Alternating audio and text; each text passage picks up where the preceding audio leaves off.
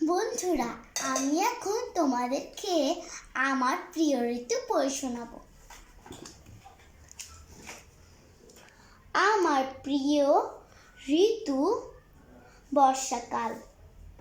আষাঢ় ও শ্রাবণ এই 2 মাস নিয়ে বর্ষাকাল। বর্ষাকাল আমার সবচেয়ে প্রিয় ঋতু। এই সময় আকাশে কালো মেঘ জমে, ঝরঝর করে বৃষ্টি পড়ে, আরো চারপাশ ভেসে যায়। গাছপালা সবুজ হয়ে ওঠে, খাল বিল পানিতে ভরে যায়।